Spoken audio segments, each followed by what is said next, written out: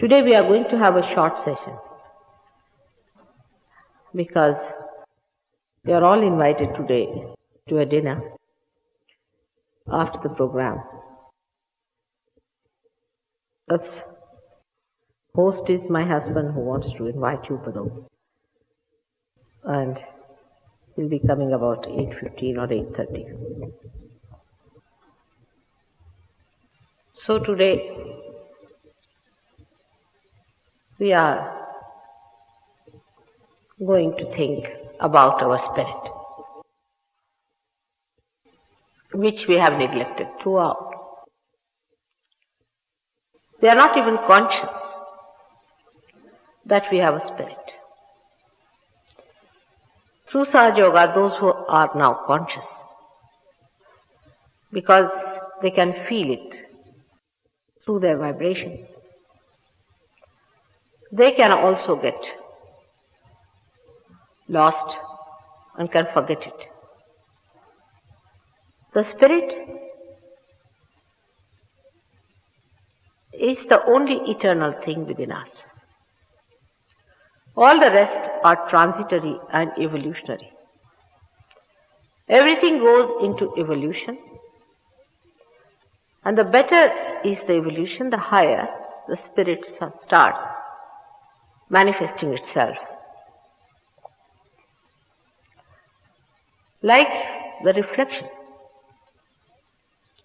The reflection on the stone of even the sun is zero. And the reflection of the sun on the lake is sometimes, I think, is the reflection that is felt in the Sahajogis. When they see it, feel it, it flows, they can feel the breeze in their hand. But still, their attention is not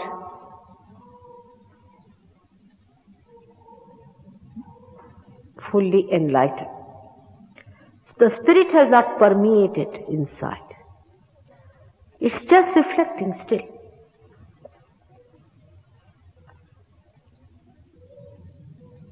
In the mirror, you see the reflection of the sun.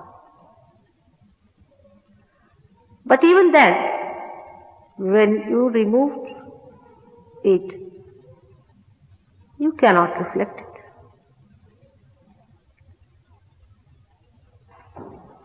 This is the difference. That even if you become the mirror of the sun,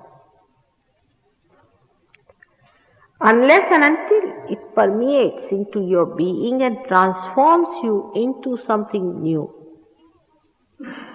you have not done full justice to yourself and nor to the powers of your spirit. The spirit has come just like a vision to you, an experience to you. But the growth of your being has not yet started.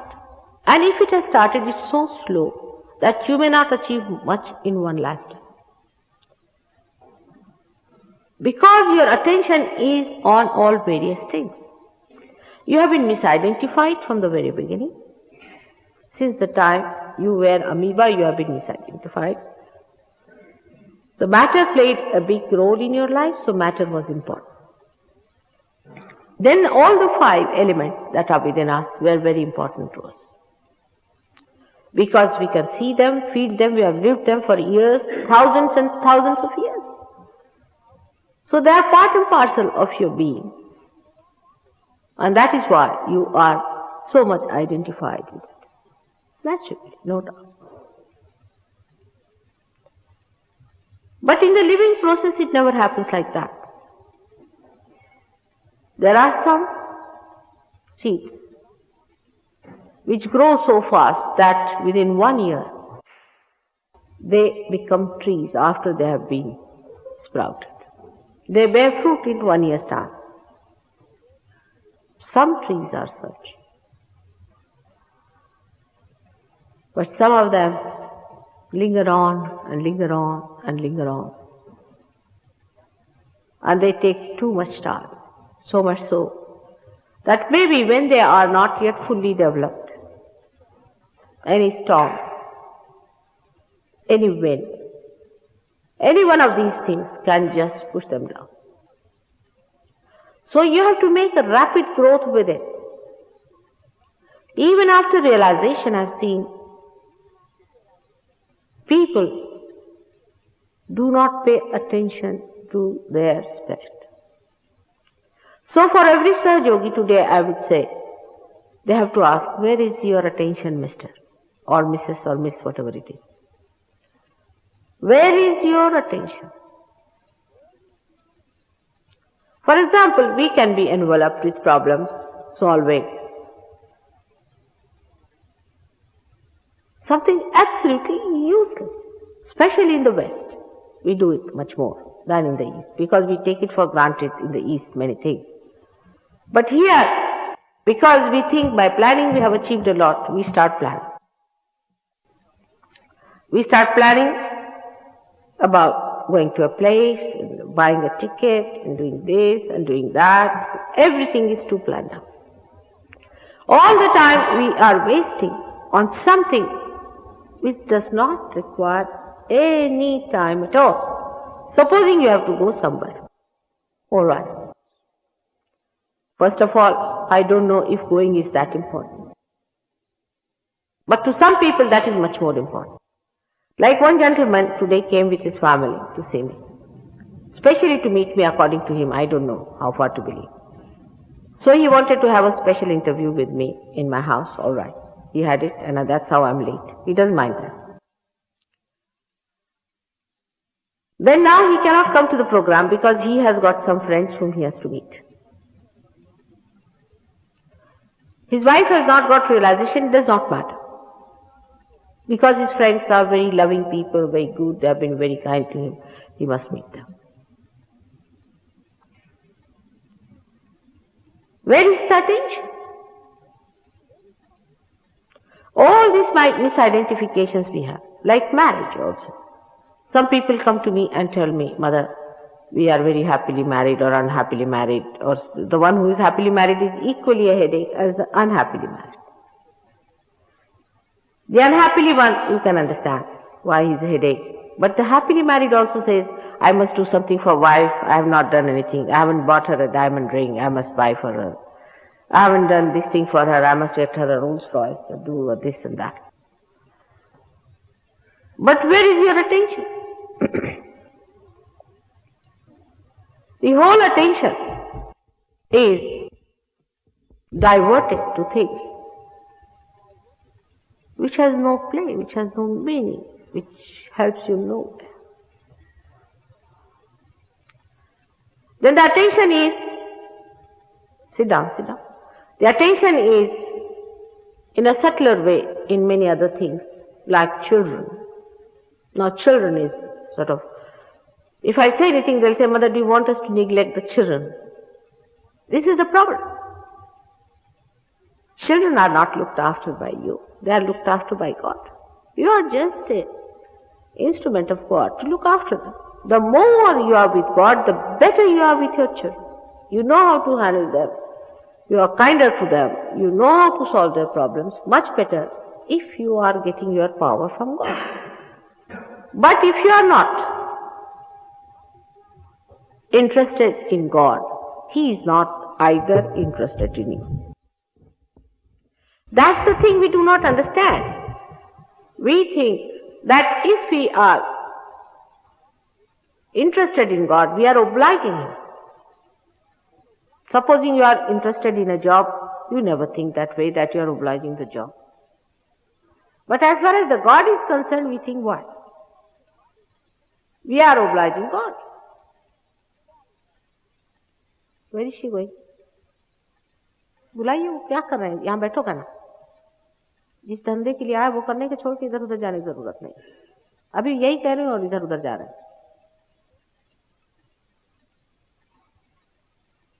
You are not obliging God at all. He is obliging. The attitude is so funny among human beings. that you can't imagine. All the time they feel they are obliging God. And they are doing something for the God. What can you do for him? Just think like that. I met a lady, she said, "Oh, how did I get cancer? I don't understand. I used to always pray to God." According to her, if she prayed to God, she's paid him the money for his job, and he better look after him. It is you who are obliged by his kindness, by his compassion. He is so gracious that he knows that you are stupid. He knows that you don't know this. He forgives you for stupidity. He knows that you are naive and that you are children, that you are small, still not grown, you are not matured enough. If you are egoistical, he forgives you because he is compassionate. But do not take it for granted.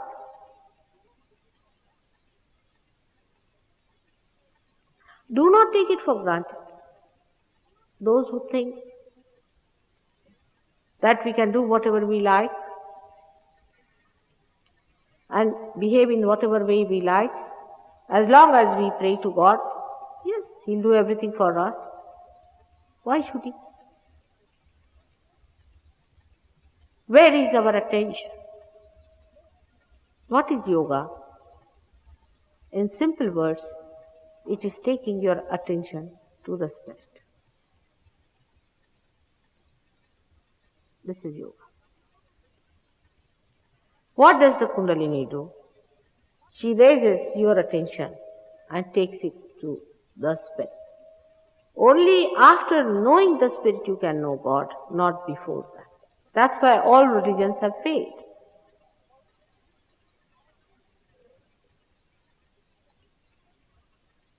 The incarnations who came to propound these religions said that again and again. For example, Christ said that you are to be born again. All right. If you are to be born again, what did we do? We got some people certified that they can give you rebirth. All right. So they will have some water very nicely put in a very beautiful place in the church, and you very solemnly walk down. And they put some water on your head and they said, you are now reborn. And you accept it. You just accept it. As a child, because you know I was born in a Christian family, I used to laugh. I used to say, what is mockery going on? I thought they are just playing like children, though I was a child. But I used to think they are really playing. I didn't know they were seriously doing it. Really, I did not know till quite some time. When I grew up, I was surprised they are serious about it. I mean, they believe it. They believed that they were real. They were getting rebirth and it's baptism, that's the way it should be. I really felt it. I was amazed. And how people were satisfied with that was greater amazement to me.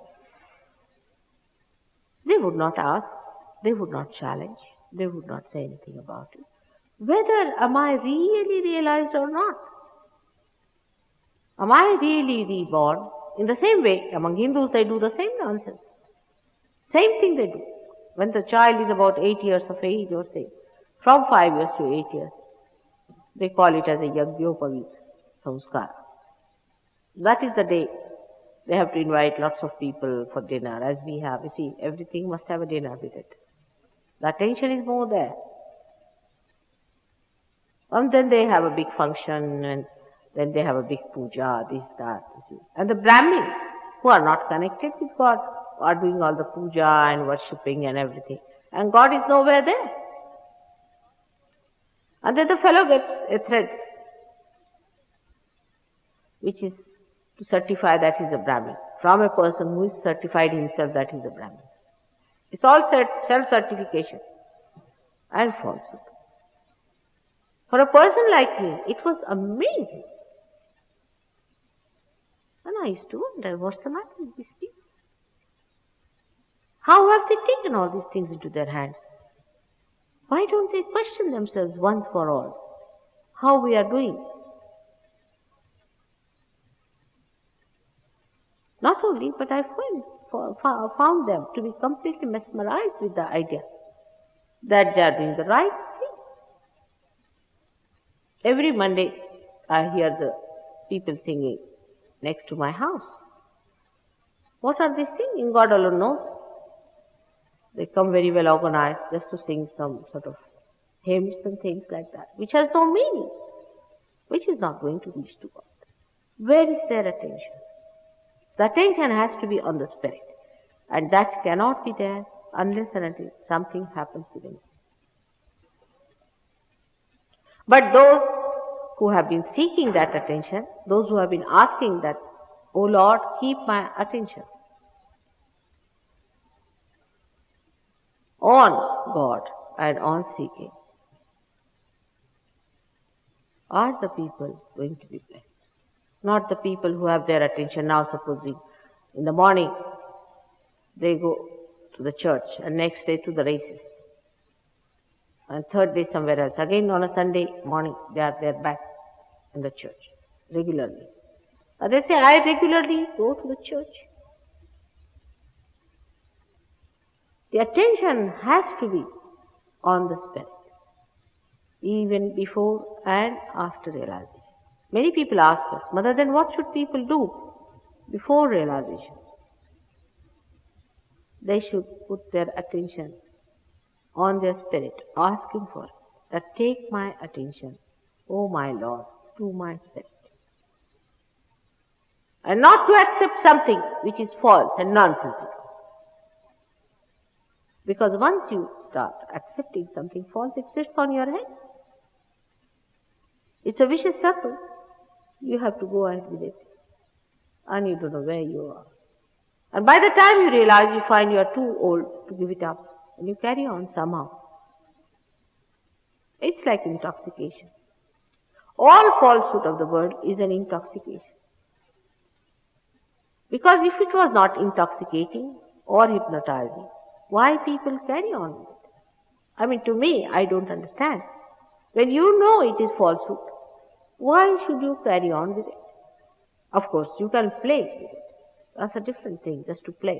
Just like children, they build everything. If you put them on the sand, they'll make a big castle and they'll make a house and they'll make a cow shed and everything. And just they throw it out, kick it out, clear out the whole thing. They know it's just a play they have done it. They're conscious of it. If this consciousness is there, then one should say that such people are seekers. That is the category of seekers. Where they are not satisfied with falsehood and they want to find out the truth. Now the truth is that the Spirit is within you and you are the Spirit. You are the beauty, the bliss and the joy of that Spirit. That's what you are. Because your attention is not there, that's why you cannot feel your Spirit. But your Spirit exists. It is within you, in your heart, waiting for a moment to come into your conscious mind, to be felt by you in your central nervous system. It's all there, built within. Man, in his madness, doesn't realize that God has made him from amoeba to this stage for some purpose. There is a big purpose behind it. And the purpose is that now you have to know your Spirit, by which you enter into the kingdom of God. You have to enter into the kingdom of God. How? What is your passport? Is your Spirit. Because when the Spirit starts shining within you, you start transforming. You start transforming into a new being, into a new personality, with a new awareness, and you are a different person. Your priorities change. But those who are not really good seekers, I would say, may have a three-legged race, as I call that. They'll be identified with something else. See, what is a three-legged race? Is that you are tied with one leg to another personality. Now this could be the job, this could be anything else, and you are tied with it, and the progress retards. It goes down. The progress in Sahaja Yoga is only possible when your attention is on the spirit. How do you nourish it? That's another point. The only solution is collectivity. A person who is not collectively nourished cannot grow. He cannot grow whatever he may try. These are the two very important points of Sahaja Yoga. Now one has to understand this collectivity is to be grown within you. But what do you become? Actually, what do you become after your growth? You become a collective being. So you have to nourish yourself in collectivity. People just don't understand this simple point that you have to become the collective being.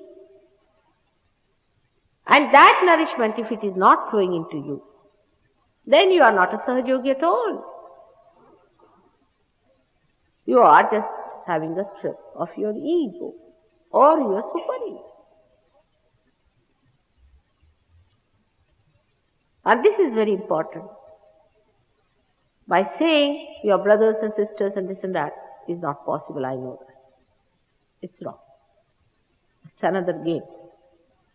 Just like baptism, it's another game to say, oh, we are all united together and we are all brothers and sisters and nothing should prevent us from being that.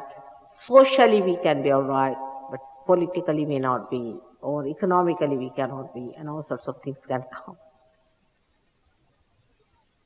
But after realization, when the Kundalini rises through these 7 centers and pierces you through on the Sahasrara, then you start feeling the vibrations, feeling the cool breeze in your hand. This is how your spirit is talking to you. The rapport is established. You are connected with the spirit. That's the sign. If you are not connected, then you have to get connected. Then we can talk about it. Before you are connected, what is there to talk? What is there to say? Supposing this is not connected, how can I use it? Tell me. Is there any way? It's so simple as that. Everything is so simple, which you people have made so complicated. To me, a simple person, I don't understand. I mean, it has to be connected or not. Any telephone is to be connected to the mains or not. So the connection has to be there. And once we decide the connection has to be there, then what are we doing about it? That we are doing Sahaja Yoga. What is Sahaja Yoga?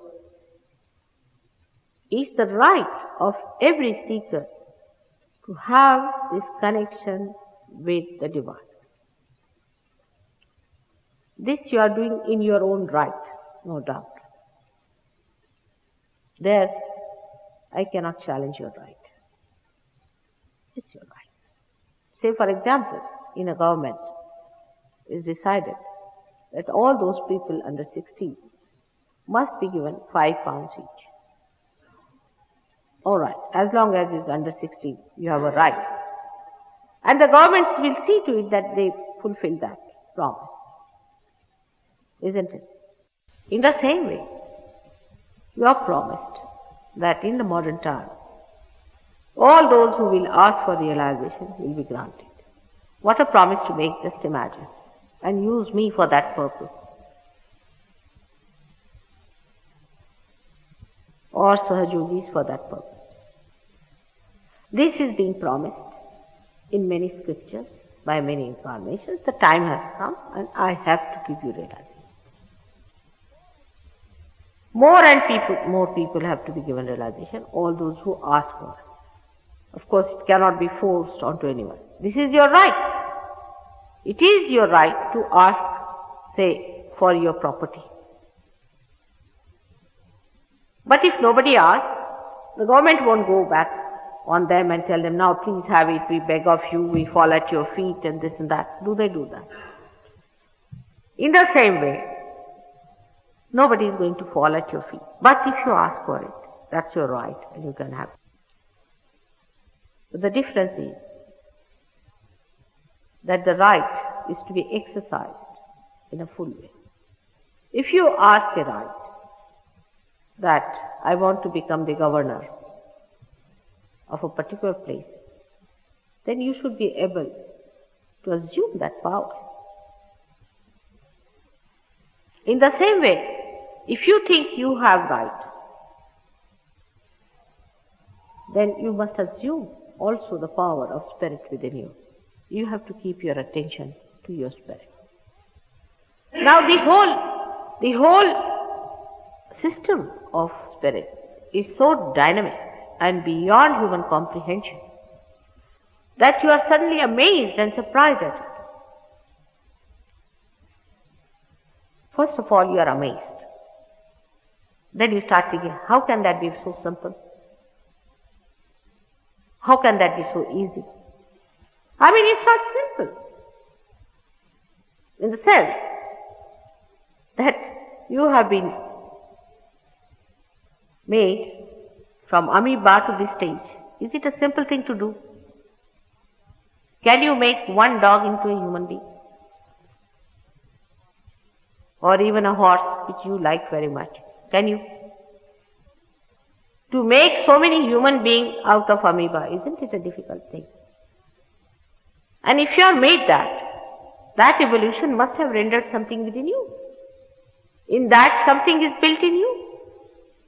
And when it works out, it looks simple, but it is not. It has a big background which is being worked out to bring you to this stage, just to know thyself. Know thyself. Simple words. It's too simple for human comprehension. That's why it is too difficult. Because they cannot go to simpler things. Know thyself. What is thyself? You ask somebody, yes, I know myself very well. Now what do you know about yourself? I like to go to pubs. That's myself. I like to become something great. I like. That's what you know in yourself, what you like.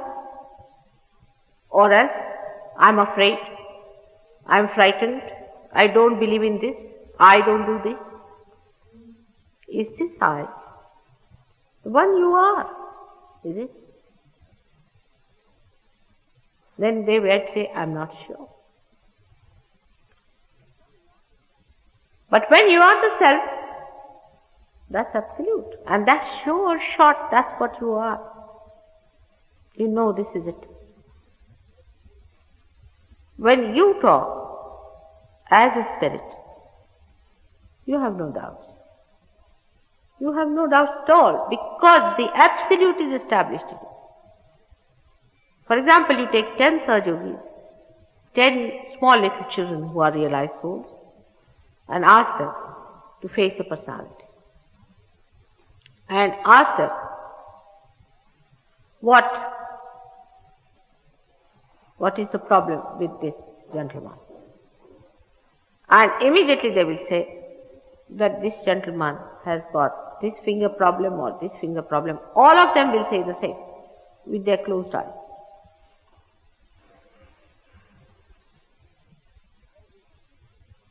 Everyone will say the same thing. They will not criticize each other, because everybody will feel the same thing. All the children will feel the same thing. You cannot be fooled, children. They say, yes, they are catching on this finger. And you ask the person, have you got bronchitis? He says, yes, I have. Or something like that. Even liver. Anything which is not even diagnosed by doctors. Not only on physical side, on the emotional side you can see. I met a lady the other day and I asked her, do you believe in anything? She said, I don't believe in anything whatsoever. What sort of a thing is that? A personality and a personality I meet, I tell you. One better than the other. She said, only I believe in myself. All right, doesn't matter. Even then I'm agreed that you believe in yourself. But where is yourself? Where is yourself? In what thing do you believe? When that self manifests, then you have no question. You are doubtless. You know this is it. You have no question about anything whatsoever. You know everything.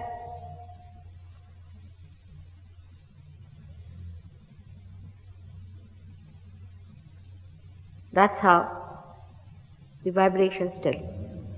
This is the spirit that tells you. The spirit within you tells you.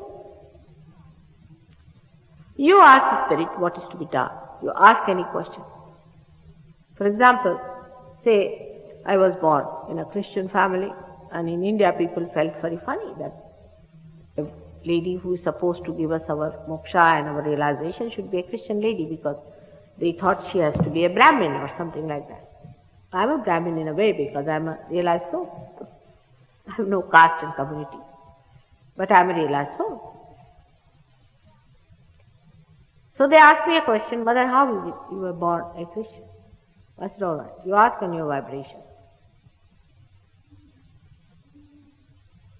Is Christ the Son of God? Imagine, for Hindus and Muslims to accept it, this is very difficult.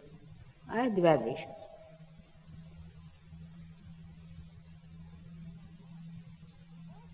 And the most orthodox of Hindus immediately accept it. For them, one advantage is there, that they know that the cool breeze is the way you can make out, that your spirit is flowing. That's the only way. They know that's an advantage they have. But they gave up all that. A revolution came into them. Imagine Hindus of India, who are such orthodox people, have been dominated also by Muslims. Now they take the name of Allah Akbar. They are trying to know the namaz. They are trying to do the namaz. All this fanaticism is going to be finished, absolutely crushed, as soon as the spirit starts manifesting itself. Because only truth will be accepted. In the same way, we have Muslim disciples. They have accepted Christ, they have accepted Ganesha, they have accepted everything. Because on the vibrations you see, the truth is there.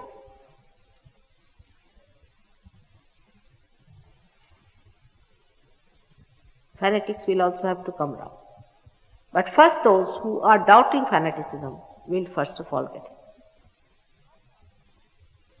How can any fanatic be correct? Because they are talking about one God and they are in juxtaposition with each other. How can that be? But it's so. If you talk to a fanatic who is, say, an ardent Muslim and an ardent Hindu, they hate each other. They cannot understand how God could create them. The one person can create both of them. They think they have separate gods. I don't know how they carry on with their fanaticism, because I can't understand. But the entire truth about everything can be known through your vibratory awareness. And this vibratory awareness comes to you through your attention, which is enlightened by your spirit. This spirit resides within us. All the time, it knows everything what we do. It's the one which knows all our fields, wherever we move.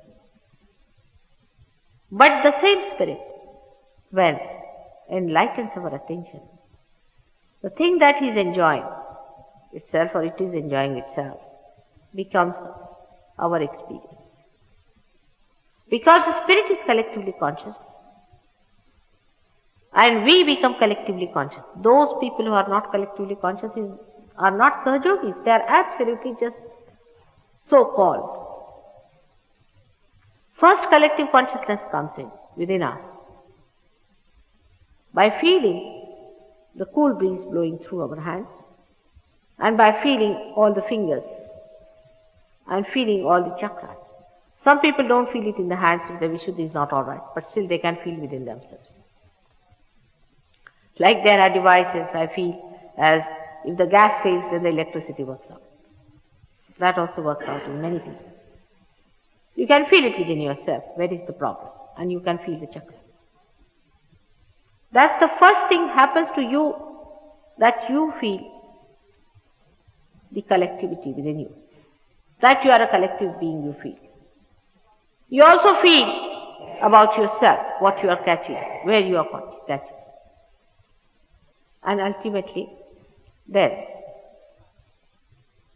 you start feeding, nourishing your collectivity, which is the point very much missed in the individualistic society. Because the whole of individualistic society is based on competition. And there is no competition in Sahaja Yoga. It's just the other way down, that you nourish on other people. The person who cannot carry on with other Sahaja Yogis is a sure and certain person who is going to get out of this. You have to nourish yourself on collectivity. And once you start doing it, somehow or other, see, I've seen some people, it clicks with them sometimes. But with some people I go on telling them this way, that way, in so many ways. I try to work it out, never clicks. But with some people it suddenly clicks and they become different people. Everybody then certifies, oh, they have become very sweet now. But some of the people just go on, just like all the time they are like thorns, and anybody they touch, that person gets a fright. And then that person says, all right, I'm getting out. I'm not talking to anyone. I'm not doing this. I'm just keeping quiet. That's all they can do. They cannot take out that thorn from themselves and can become one, articulate with others. And when this thing happens, one has to know that there's something wrong. After all, from where are you going to get your nourishment? The spirit is shining, the sun is shining, but your tree of life has to get your nourishment from collectivity. Once you realize that, it works wonders. It has worked wonders with so many people all over the world. But there is a greater danger for people where individualism is regarded as something great. Where people think to be individualistic in their attitude towards their selections and choices. And the decision making. For every small thing, they will make a decision. Why? What is the advantage? What did you gain by wasting so much energy in decision making? Whether you will have the fish and chips or you will have hamburger. What does it mean? Why waste so much energy on that? Where is your attention?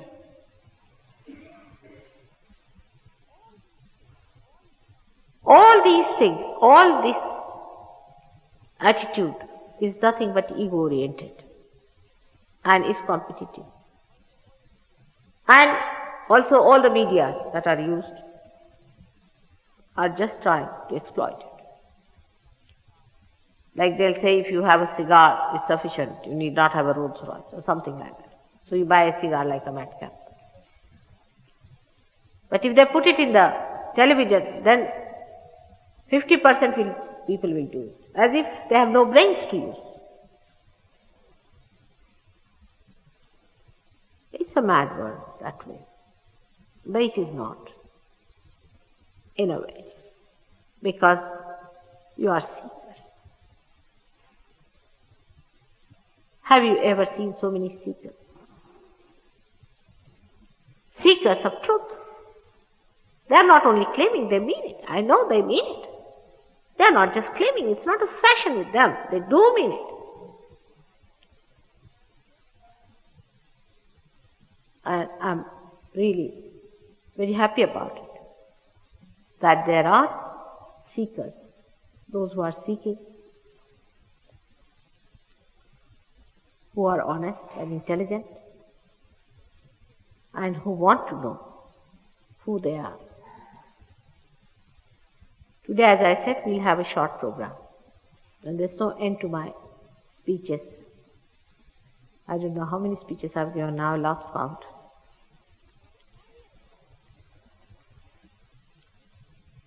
This is only just to make your attention a little steady. Then the Kundalini rises. Without that happening, your attention cannot go inside. Once the happening takes place, your attention is pulled in. The whole attention goes inside and it is carried and is brought to this point where it breaks. This is the seat of your spirit, while the seat resides in your heart, when you are blessed with your self-realization. Now the growth has to come, that you have to move your awareness towards the spirit. And when that happens, that your spirit dominates your awareness, that your awareness becomes the spirit, then Sat Chit Anand. Sat is the essence of your awareness, is the truth. Through your awareness you know the truth. Chit is the attention and Anand is the spirit. The essence of the spirit is joy. All these things become one. That has to happen. Then the growth is much faster. When it is halfway round, the growth is less. And the growth is to be felt in your collectivity. Not in how you organize some things and all that. No, in collectivity. How you feel about the whole world. How you are connected about the whole world. What you are doing about it. Can you work it out for them? Where is your attention? Again. As soon as you go on your spirit, you will start worrying about the whole universe. It will happen. The priorities will change. Oh, I'm here. I'm the spirit. And my work is not this. This is useless. This is not meant for me. And the attention will start going from all mundane, gross things to the spiritual side. But by going there, you become so dynamic that all material things will work out just like that. You'll have no problem with material things. They will work out. And like I'll tell you that few examples are like this. You know, I'm a married woman and I've got grandchildren. I run my house very well and I have a household. And mine is a marathon race. I mean, all of you have a relay race, but I have a marathon one. And it works out. But apart from that, so many problems are solved. I'll give you a simple example. Some girls have come from Australia. They told me, related many problems they have solved. But one of them was very sweet, that there was a lady. She very much wanted to come to India to see me. And she thought her money was not sufficient. Now money is absolutely material. And the little child, daughter she had, she also wanted to come.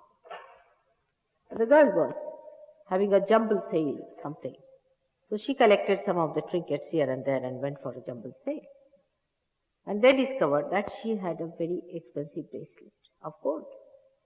Suddenly, which sold out for the amount of money exactly required for the ticket of the mother and the child.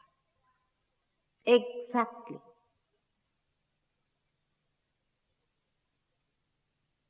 Oh, this is nothing.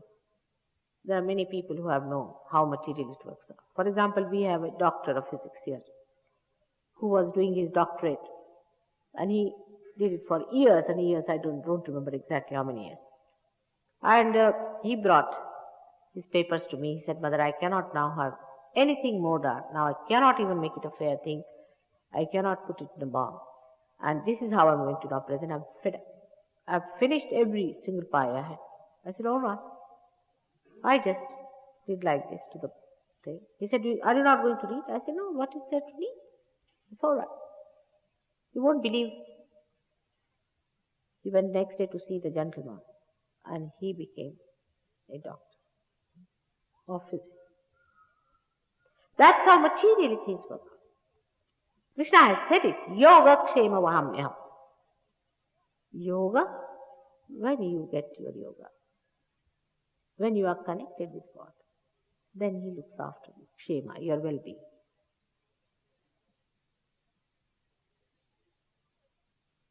This is so simple to understand. This is another very simple truth one should understand. If we are not connected with Him, how can He look after us?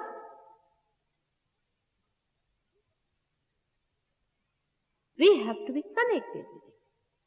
So we know His desires, we know His ways, we know how to please Him, we know what to do. And so we can ask for what we want. You don't even have to ask, you'll be surprised how things work out for you.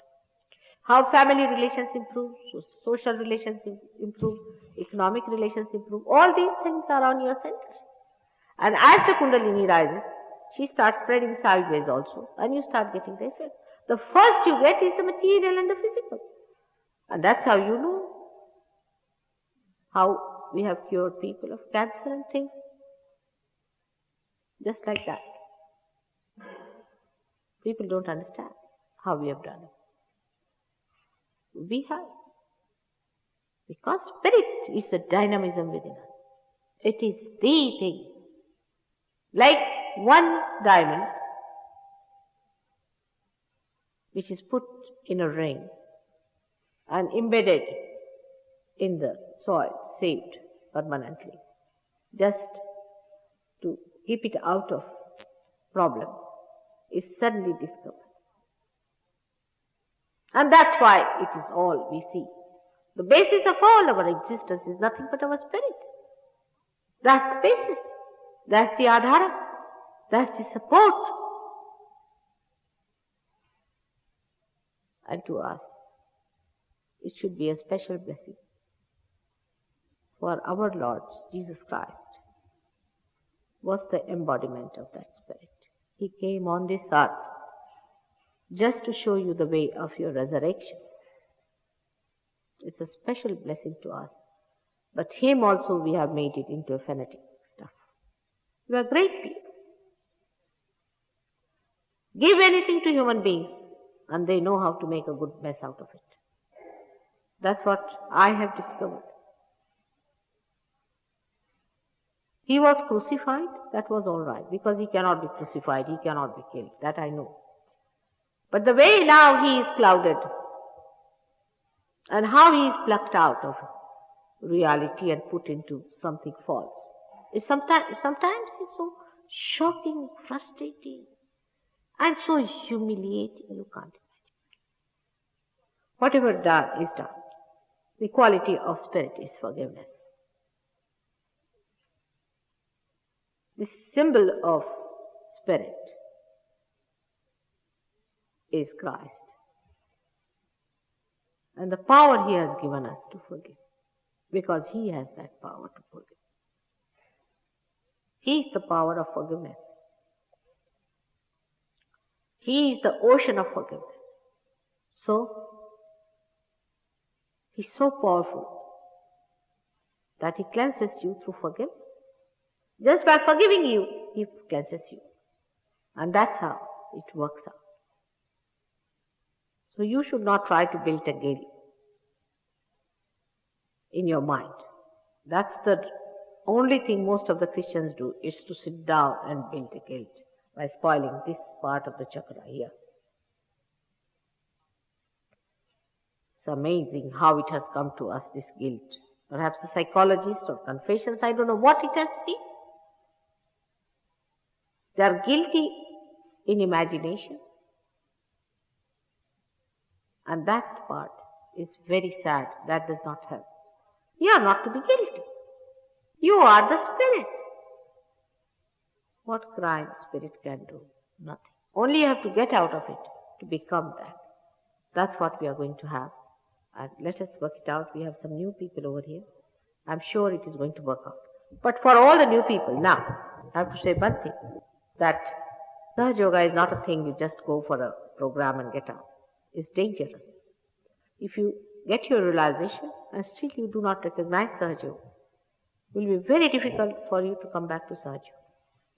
So please understand that if you have found the way, do not lose it. Try to follow it. I have nothing to gain from you. It is you who has to gain. That's your right. Better have it. May God bless you. About these chakras and all that, we've got some papers which you can see yourself and read and you can understand. Is there? So let us put your hands like this and we'll work it out.